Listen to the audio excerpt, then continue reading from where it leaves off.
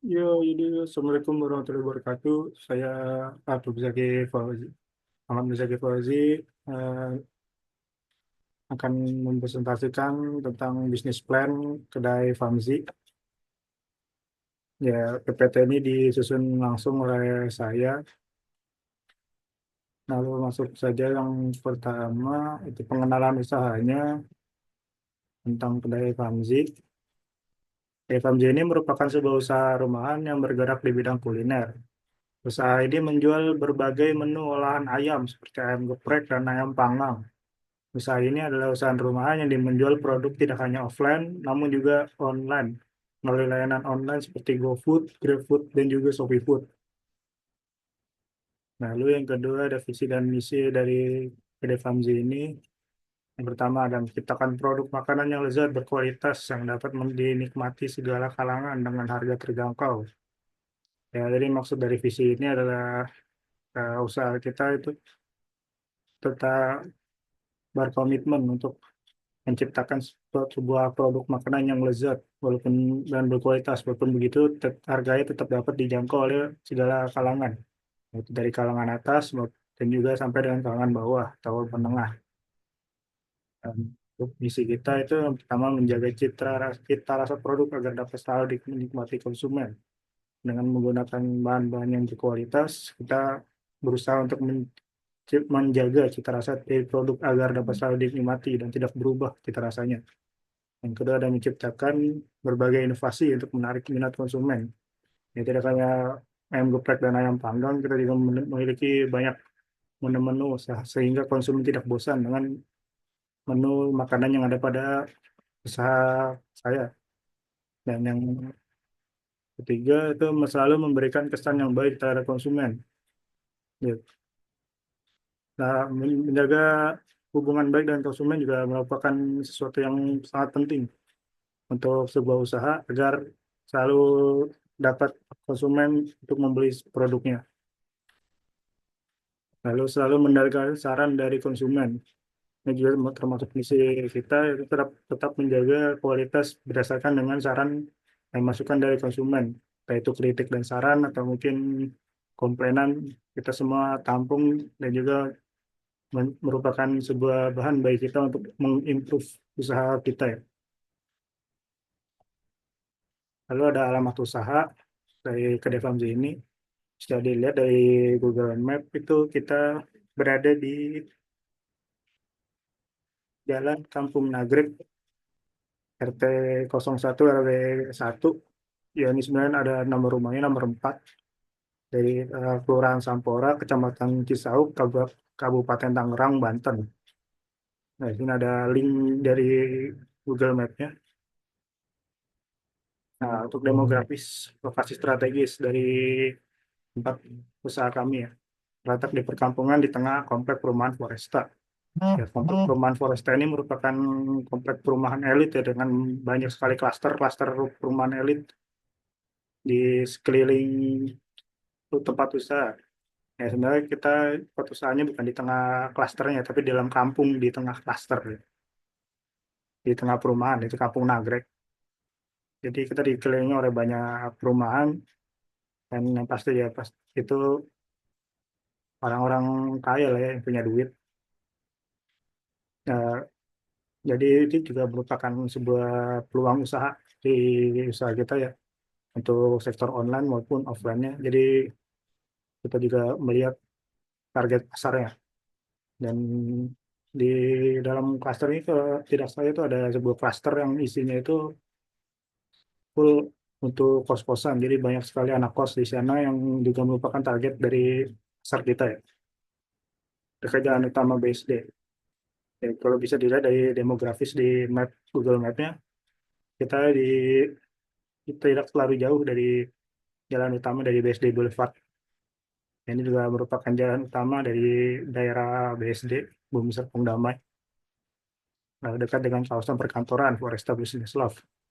Jadi di depan gang kita juga dikelilingi banyak perkantoran dari Foresta Business Love. Di sebelah geser sedikit juga ada North Point itu untuk kawasan Hava Park. Jadi selain Foresta, kita juga ada dari perumahan elit Naval Park yang juga merupakan target konsumen kita itu. Di sana juga termasuk juga perumahan elit.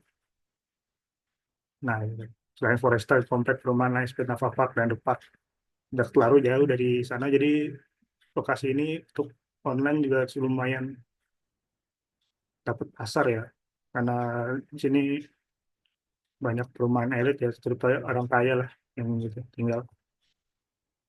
Lalu produk yang kami jual di sini, saya hanya masukkan beberapa produk yang paling laris dari ini kita, yaitu ada ayam geprek. Ya, berbeda dari ayam geprek pada umumnya yang menggunakan tepung ya gitu, di ya, ayam crispy gitu digeprek langsung dengan si sambal. Dan kita memiliki perbedaan, jadi ayamnya digoreng dengan seperti bumbu ungkep, lalu digeprek ya, bersama sambal, lalu diberi kremesan.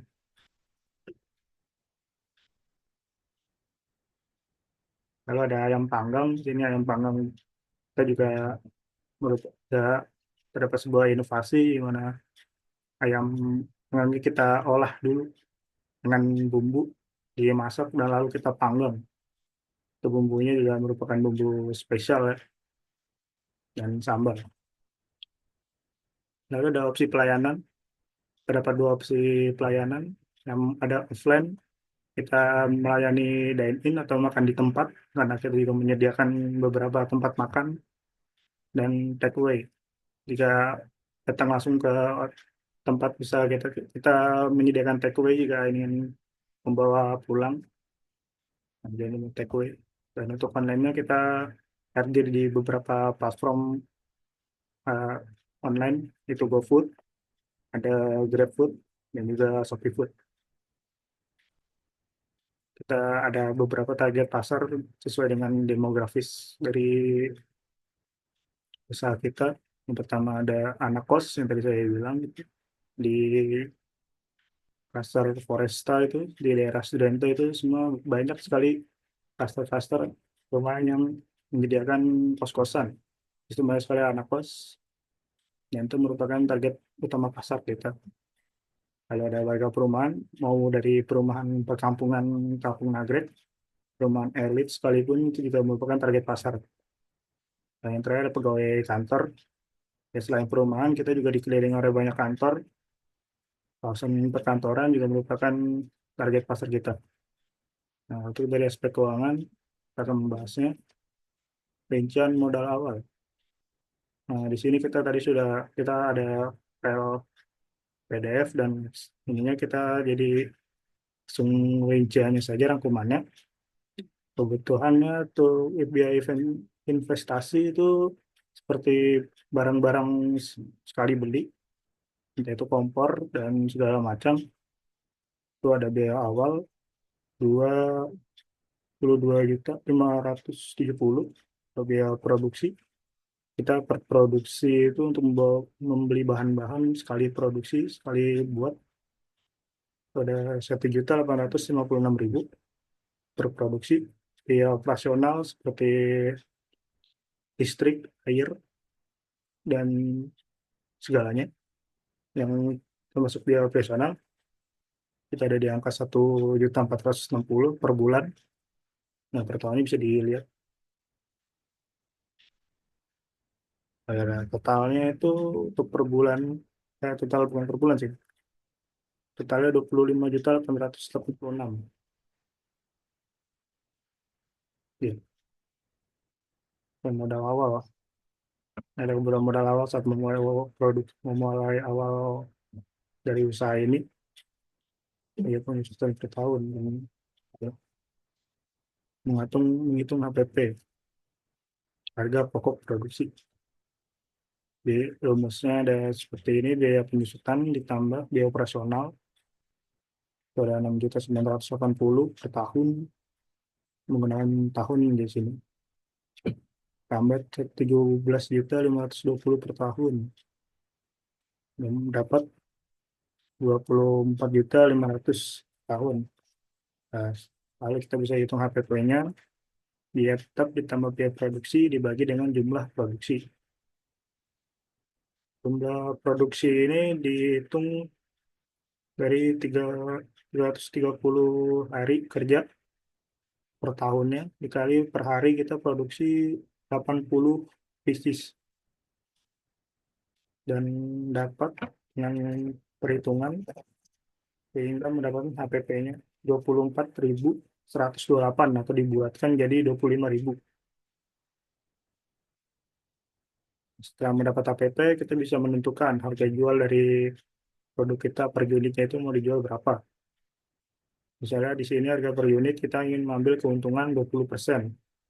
20% dari 25.000 itu 55.000. Jadi harga jual per unit kita itu adalah 30.000. Nah, itu cara-caranya.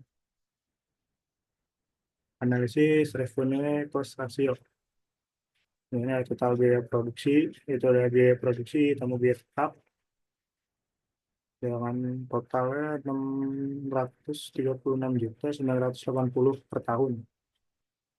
Kalau total pendapatan itu adalah harga jual dikali jumlah produksi, yaitu 30.000 untuk harga jual, dan jumlah produksi kita juga 80 dikali 330, itu yaitu 792.000 per tahun. Nah, untuk keuntungannya adalah total pendapatan dikurang dengan total biaya produksi. Dan setelah dikalkulasi, itu adalah 155.020.000 per tahun. Atau untuk per bulannya 12.910.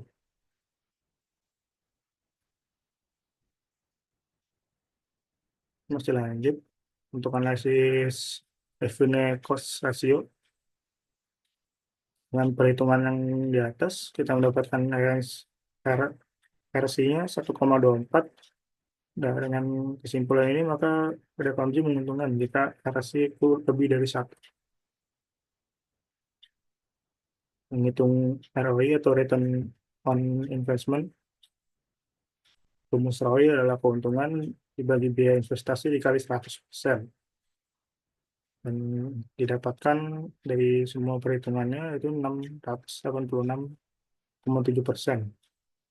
Dan jangka waktu pengembalian modal atau biaya investasi per tahun, maaf, jangka waktu pengembalian modal sama dengan biaya investasi per tahun dibagi keuntungan per tahun. Dengan kalkulasi, maka didapatkan 0,14 tahun. Jadi dengan analisis, analisis di atas, maka modal usaha atau biaya investasi yang dikeluarkan untuk mendirikan usaha ini akan kembali dalam waktu 0,14 tahun atau sekitar 1,7 bulan, dengan jumlah produksi sebanyak 26.400 porsi, dengan dari 1 tahun 330 hari kerja. Sini ada BEP, break even point. Untuk menghitungnya, kita harus mengetahui biaya tetap, biaya variabel, harga per unit, dan produksi per unit. Kita hitung dulu biaya variabel per unitnya dengan total variable cost dibagi produksi per tahun. Dan kita dapat 23.200 per unit. Dilanjut dengan kita menghitung BEP dalam unit, yaitu FC dibagi harga, yaitu tadi fixed cost. Fixed cost dibagi harga jual per unit dikurang variable cost per unit. Dan perhitungannya maka dapatkan 3.603 unit. Lalu BEP dalam rupiah itu BP unit dikali harga jual per unit. Maka didapatkan 108.090. Ya, jadi dari kesimpulannya adalah untuk mencapai titik impas di mana kita tidak rugi maupun untung adalah jika kita bisa menjual saat kita bisa menjual sekitar 3.603 unit atau mencapai penjualan sebesar 108.090.000 per tahunnya.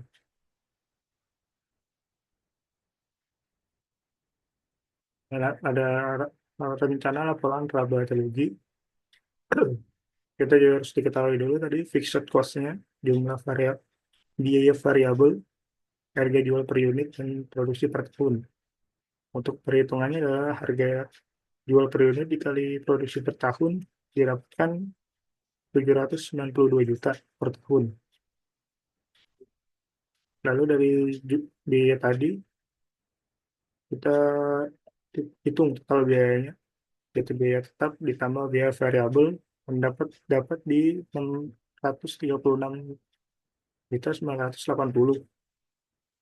Nah, situ kita hitung laba bersihnya itu total pendapatan dikurang total biaya dan dapat di 155.020.000 per tahun. Jadi laba yang dihasilkan dari usaha ini selama setahun itu 155.020.000 rupiah per tahun. Lalu yang terakhir ada struktur organisasi dan manajemen.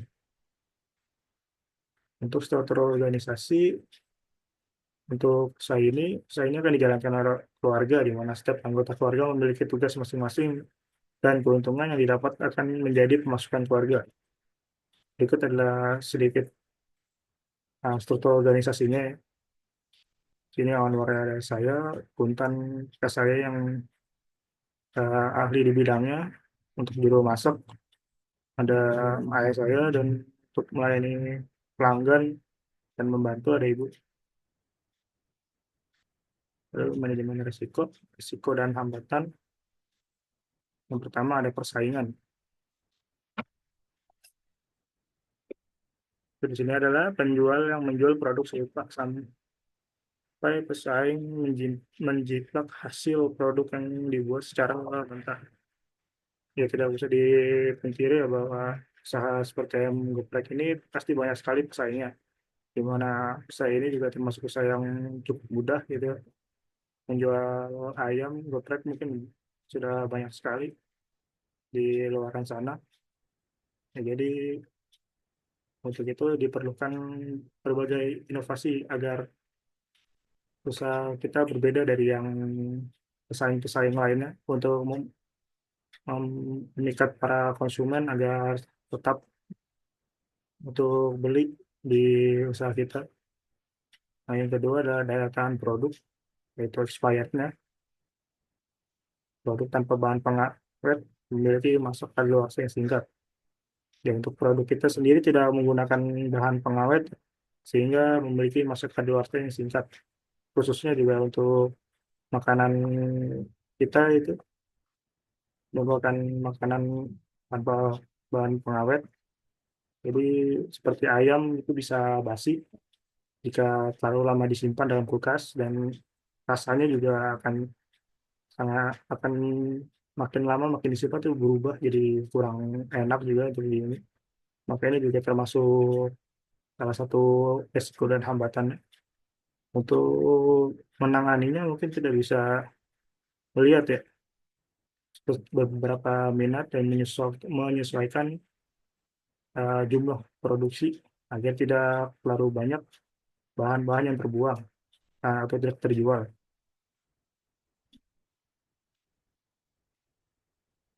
Yang tadi tindakan alternatif inovasi. Yang tadi saya bilang juga inovasi kita harus tetap untuk mencari inovasi inovasi terbaru agar usaha tetap jalan dan tetap mempertahankan kualitas agar dapat bersaing dengan para pesaing yang lain. Entah itu dari rasa tetap kita jaga, jangan sampai berubah walaupun dengan persaingan yang sangat ketat, sehingga konsumen tetap bertahan dengan produk yang kita punya.